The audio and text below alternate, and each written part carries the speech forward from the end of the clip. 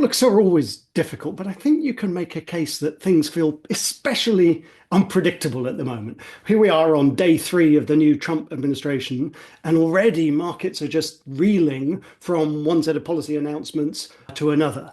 And unfortunately, I think we're going to have to get used to that. Rule number one in the court of King Donald is that everything needs to revolve around the Donald. And one of the best ways to achieve that is by playing off factions against one another and by being inherently unpredictable. But that still leaves us as investors trying to figure out what to do. And I think the conclusion that we're supposed to draw is that the very instability means we're supposed to go back to what we as investors and strategists should be doing in the first place. And to my mind, that's not just taking someone's forecast for the economy and then trying to translate it into a market view. Instead, it's trying to understand the markets themselves and what's been driving them and analyzing what's priced in and then taking a view on how that's likely to evolve.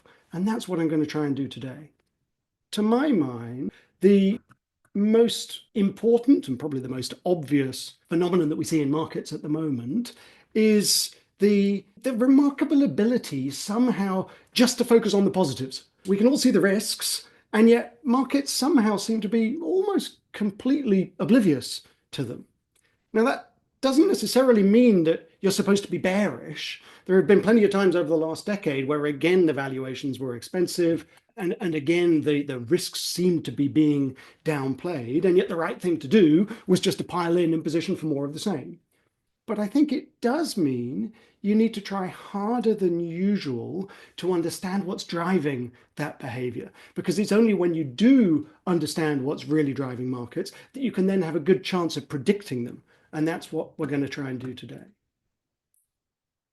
So, roughly speaking, I think there are two theories as to why markets are only seeing positives. The standard view, and I think the consensus view, is that this is basically a fundamental story. This is the story of US exceptionalism, of the US's amazingly strong growth. And if that's really the driver, it probably increases the argument that we are supposed to chase it. And that's what I'm going to try and deal with in this first segment. The second view, which I'm much closer to, is that markets performance has been driven a bit less by that, although it's still relevant, and more by what I've called this unusual funneling of fund flows.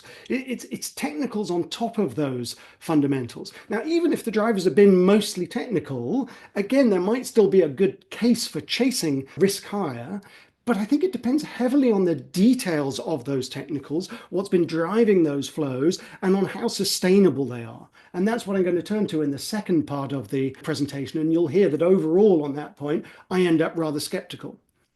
And then finally, I'll try and put everything together and discuss how you're supposed to trade it and where to find the best risk reward across different asset classes, even if the technicals and the fund flows are super important. But if there's one thing that I hope I can achieve in the next 30 minutes or so, it's to convince you that even though the politics is really important here, the right way to trade things is not necessarily just trying to guess the next headline. Inevitably, we try and do that, but you're always going to be bounced from one headline to the next. Instead, it's to start with the markets and what's driving those, and that gives you the best chance of success. So with that, let's dive in. I don't think there's much debate that the biggest theme in markets is this one of US exceptionalism. All risky assets have been doing well, maybe have probably done a bit better than you would have thought given fundamentals, but it's really in the US that this is most pronounced, and it's in US equities, of course, that of all the major asset classes, you had the most exceptional returns last year. And I think the basic questions we need to answer now are what's causing this and how far it can run. If it's really fundamentals, then especially under Trump, there are probably a lot of good reasons to keep on chasing it. But if it's technical, then at a minimum, we ought to try to understand those technicals before piling in. One way or another, though, you look at the statistics and you can see it really, really obviously. The dominance of the US is unmistakable, not only in terms of broad equity market performance, but even in terms of the companies themselves. The Draghi report highlighted it in particular. So 8 of the world's top 10 companies by market cap are US companies, 17 of the top 20 companies are are US companies, none of them are European companies. And what's especially striking is also how new many of these firms are. And again, that's a place where Europe in particular falls behind. Somehow it's that capitalist dynamism, which the US has much more of than anybody else, and Europe in particular seems to lack. And if that's the whole story, then again, probably we want to be chasing that because there's relatively little sign of it changing. I do, though, think it's interesting how much of this story seems to be an equity story and how much of this story seems to be a tech story. So if I look at credit, I can just about find evidence once I control for rating and once I control for duration of a premium on US names, but it's not that obvious. If you look at investment grade spreads relative to swaps, for example, US actually trades cheap to Europe, and a lot of the dynamics at the moment have been changes in government swap spreads. And likewise, when you are looking at equities, yes, the US seems to be terribly expensive on the face of it, but actually, by the time you strip out the tech sector, most studies find that accounts for about half of the premium. Once you've done that, there is still a premium on US sectors, but nevertheless, tech is a big part of the story, and it really does seem to be an equity story. But nevertheless, you could still make a case that there's a perfectly sound argument that fundamentals are the driver here, and therefore quite a lot of the premium on US companies ought to be justified. So when we look at GDP numbers, Martin Wolf had an article a few weeks ago that had lots of nice charts on this. And the slowdown in China growth in particular just means that the US, it's accelerated recently, but almost everybody expects it to maintain that advantage going forward, even if you look PPP adjusted and you strip out the strength of the dollar. And likewise, I don't really like looking at labor market productivity numbers. I tend to think they understate the importance of things like credit expansion. But even if you look at, say, total factor productivity, you still get the same conclusion, roughly speaking. You get a bit more of a slowdown everywhere, but the US has slowed down less than the rest of the world. And if we do look at conventional labor market productivity numbers, the US just has this massive advantage that has grown in recent years. And so it's perfectly natural for some proportion of that to feed through to corporate profitability and hence through to corporate valuations. The funny thing about the America First policies under Trump, to my mind, is that America was already so clearly first, even before we get to any of the tariffs and the efforts that Trump is undertaking at the moment to kind of cement that lead. Maybe you can make a case that the US's advantage didn't always feel that way domestically, and maybe you can make a case that more of the jobs growth than is widely recognized in recent years has been through things like government and through things like healthcare and maybe services more broadly, and hence perhaps it's not quite so amazing as it seems on the face of it. But still, this dominance is there for everybody to see, and very few people are expecting that to turn around. If anything, almost all of the forecasts I see suggest that the more we impose tariffs, it might be negative for the world in general, but it's relatively less negative for the US than it is for everybody else, and Europe in particular ends up vulnerable.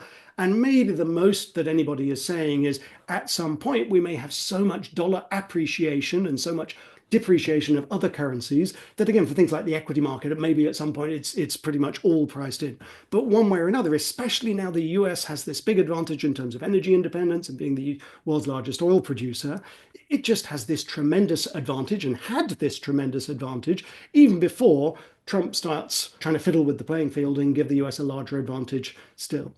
And that's been exacerbated over the last year or so as everyone has become more and more conscious of the slowdown in China.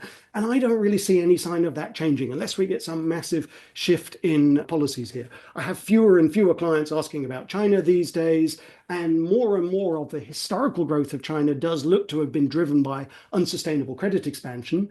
And now that we are getting a big slowdown, an almost alarming slowdown in those credit numbers, so China not only ends up with weaker growth and ends up with a debt overhang, but probably also ends up mattering less for asset prices in the rest of the world than would have been the case historically.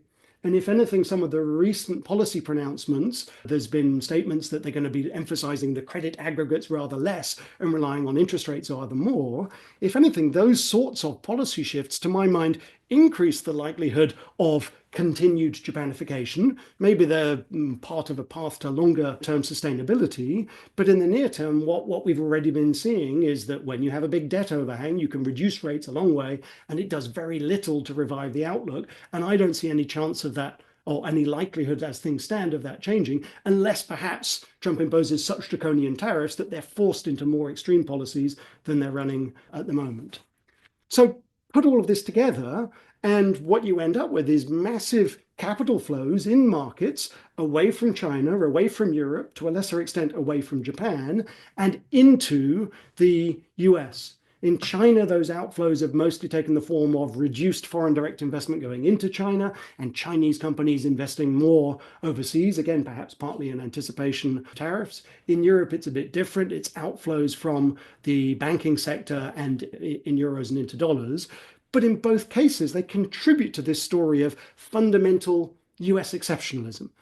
I guess what I find striking here is, again, how advantageous this is to the US and how inadvisable I would think it is to do anything too much that would jeopardize it. Economists would argue that the US's current account deficit that Trump is so concerned about inevitably implies having a capital account surplus, and that mostly takes the form of foreigners coming in and buying US treasuries, and ultimately that probably ripples through and benefits things like the US equity market. So what we saw last time was that Trump didn't manage to reduce the current account deficit overall. He just shifted it from one place to another. Even if he did end up managing to reduce the current account deficit, I probably think that that was going to come at the expense of capital markets disruption and would end up being a net negative. So once again, I think you can make a strong case that international trading flows have already been benefiting the US economy. And unless something happens to disrupt those flows, most people would argue that US dominance is likely to continue both economically and in market terms. There's one more piece of the fundamental puzzle, which I think we need to dwell on before I can begin to pick holes in this argument. And that last piece of the fundamental story, or the consensus story, revolves around what many of you will know has been my main focus for the last decade or more, namely central bank balance sheets and QT. And to the extent to which other people ever bought into the argument that this was a major driver or the major driver of asset price movements, and there's lots of debate around that, I think almost everyone would argue, look, it's not relevant anymore. They would say, look at this massive decoupling. You had whatever the measure, QT going on last year, and US equities simply decoupled. Surely this is what we've been waiting for years. This is a return to fundamentals. We don't need to worry about the Fed's balance sheet anymore. We don't need to worry about the future path of QT. The fundamentals are so strong that it's those that are driving markets instead, and not central bank balance sheets. I'm going to have a lot more to say about that later. For now, let's just say that while it may look that way on the face of things, and there's certainly some degree of decoupling, I think there's a lot more evidence which suggests to me that's not the right interpretation. So much for the consensus view. Yes, markets may be a bit too focused on the positives. Yes, the US in particular has enjoyed this extraordinary performance. But most people would say the majority of this is due to fundamentals. And as such, they would say it seems likely to continue, maybe even to grow in relative terms under Trump, provided his policies aren't too extreme. But while I think that's part of the story, I think there's another way which we can look at the same data and a better way. And it leads us to a much more nuanced conclusion. And it's that which I'm going to turn to now.